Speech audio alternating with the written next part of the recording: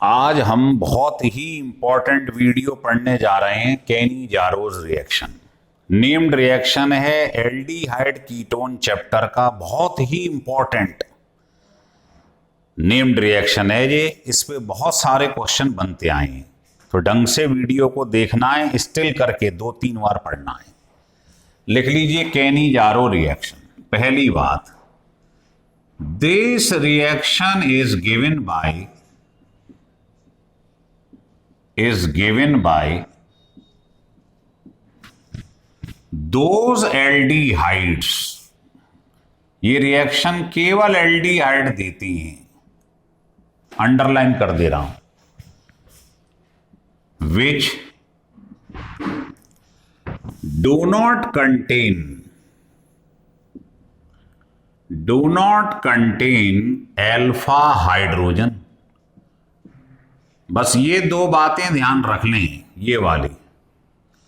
वो एल्डिहाइड जिनमें alpha hydrogen नहीं होता है वो इस टेस्ट को देते हैं।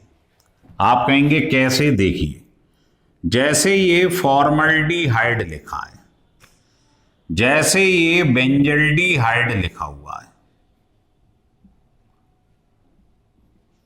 बेंजल्डिहाइड लिखा हुआ है, जैसे ये ट्राई मिथाइल एसीटल्डिहाइड लिखा हुआ है ना। जैसे मैंने 4-5 कंपाउंड लिख लिए हैं और अब आपको समझा रहा हूं इसमें से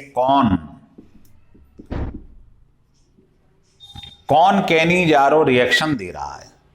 तो आपने सुना है ये CHO ग्रुप है, एल्डिहाइड, पहली शर्त पूरी हो गई।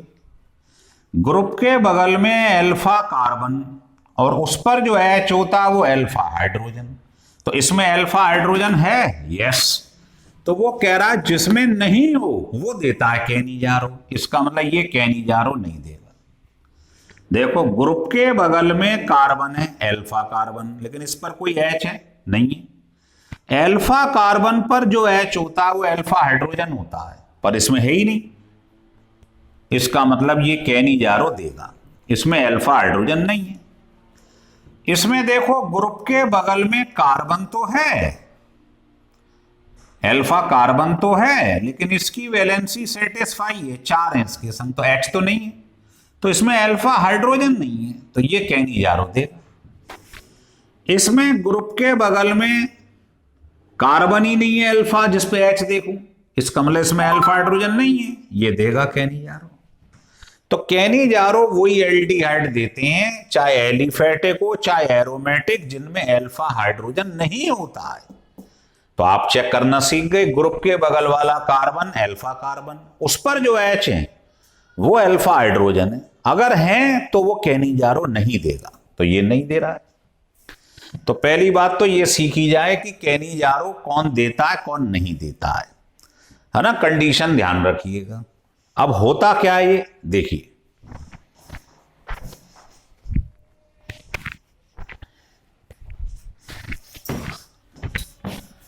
होता क्या है इसके अंदर, बहुत ही इंपॉर्टेंट रिएक्शन है। इसमें 2 मॉलिक्यूल ले लेते हैं हम। मान लो हमें मालूम पड़ गया ये केनी-जारो देगा, क्योंकि इसमें अल्फा हाइड्रोजन नहीं है।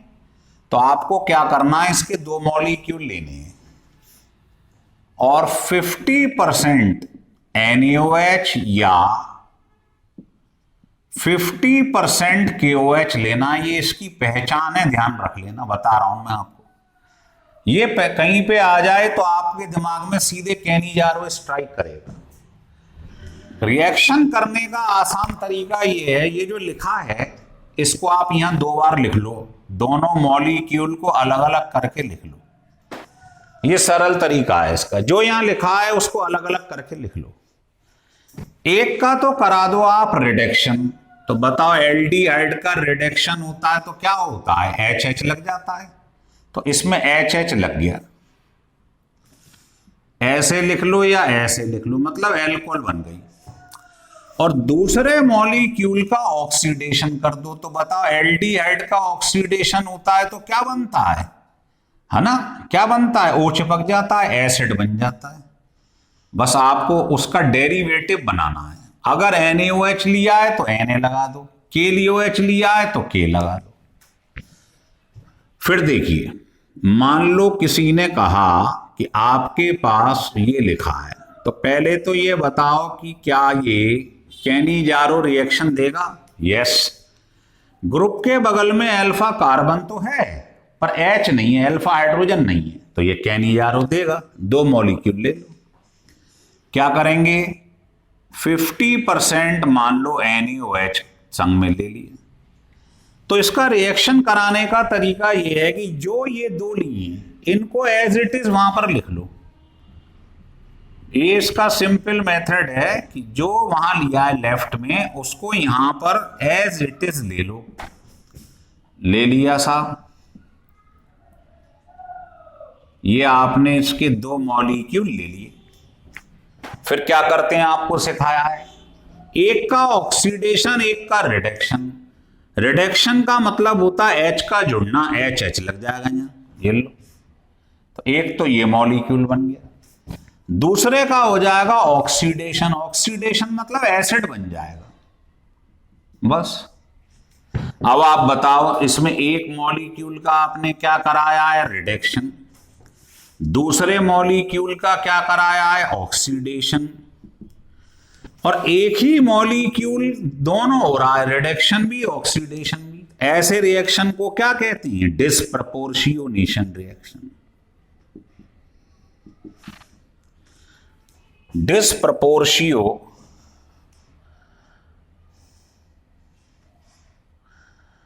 लिख लो, डिस्प्रपोर है ना, डिस्प्रपोर्शियोनेशन ऐसे लिख लो। चलो लिख लिया। क्या होता है disproportionation reaction? The reaction in which same molecule is reduce and oxidise simultaneously. एक ही रिएक्शन का ऑक्सीडेशन भी हो जाए और रिडक्शन भी, उसको बोलते हैं डिस्प्रपोर्शियोनेशन रिएक्शन। आ रहा है समझ में? अब मैं चाहूंगा एक रिएक्शन आप लोग मुझे लिख के दिखाएं। मान लीजिए पेपर में ऐसे लिखा हुआ है, ऐसे लिखा है, एक मॉलिक्यूल मैंने ये ले लिया है, ये लिखा है। इसका आपको कराना है, पहले तो ये बताओ ये कैनिजारो देगा कि नहीं देगा। तो सबसे पहले देखा करो एल्डिहाइड है कि नहीं है। क्या इसके बगल में अल्फा हाइड्रोजन है? नहीं है, तो ये देगा। तो क्या तरीका है इसका? 2 मॉलिक्यूल ले लो, और जो 2 मॉलिक्यूल लिए हैं उनको आप अलग अलग करके लिख लो। दोनों को अलग अलग लिख लो, ये लिख लिया और ये लिख लिया। इन दोनों मॉलिक्यूल, 2 लिए ना मॉलिक्यूल, अलग अलग लिख लिया। अब बताओ एक में क्या होता है? रिडक्शन, HH लगा दो। एक का ऑक्सीडेशन, एल्डिहाइड का एसिड बना दो, बस COON।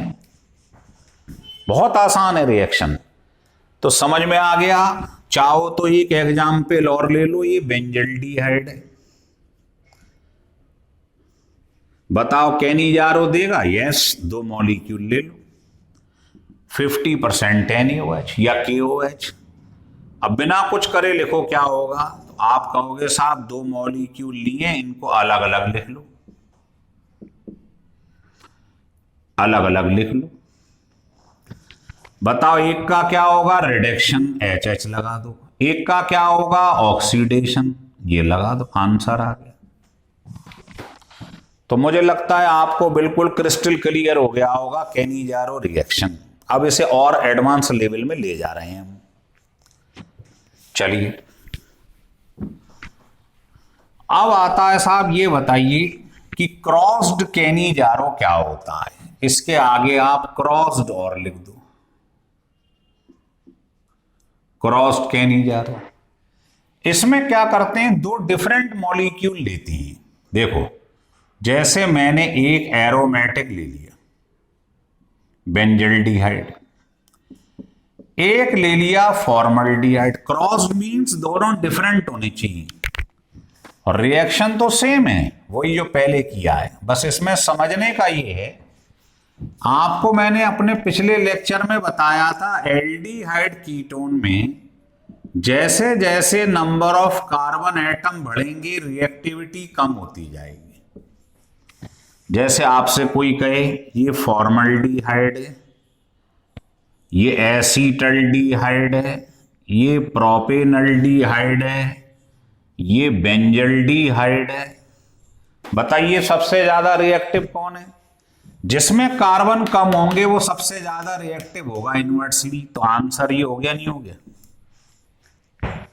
तो आपको ये ध्यान रखना, इसमें एक कार्बन है, इसमें 6 and 1 7 कार्बन है, तो जिसमें कम कार्बन है वो मोर रिएक्टिव है, ये लेस रिएक्टिव है। तो जब इसका केनी जारो होता है तो जो लेस रिएक्टिव है वो रिड्यूस हो जाता है। रिड्यूस का मतलब HH लग जाएगा, एल्कोहल बन जाएगी। और जो मोर रिएक्टिव है वो ऑक्सीडाइज हो जाएगा, उसमें एसिड बन जाएगा। तो ये ध्यान रख लो, जो मोर रिएक्टिव है उसका ऑक्सीडेशन होता है, जो लेस रिएक्टिव है उसका रिडक्शन होता है। ये आपको ध्यान रखना है ना? तो एक क्वेश्चन में आपको देखता हूं। मान लीजिए आपके पास ट्राई मिथाइल एसीटल्डिहाइड लिखा है और एक लिखा हुआ है आपके पास, मान लीजिए यही फॉर्मल्डिहाइड। बताना इसका केनी जारो रिएक्शन कैसे होगा? दोनों डिफरेंट हैं तो क्रॉस केनी जारो होगा। इसमें एक कार्बन है मोर रिएक्टिव, इसमें ज्यादा कार्बन है लेस रिएक्टिव। बताओ क्या होगा? मोर रिएक्टिव का क्या होता है? ऑक्सीडेशन, तो एसिड बन जाएगा। और जो लेस रिएक्टिव है उसका क्या होता है? रिडक्शन, मतलब HH लग जाएगा।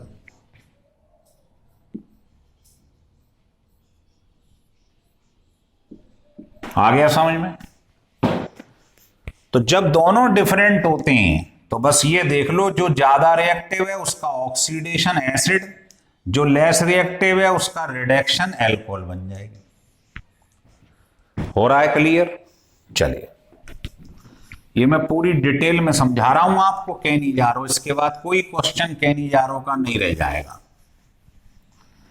देखिए, अब आता है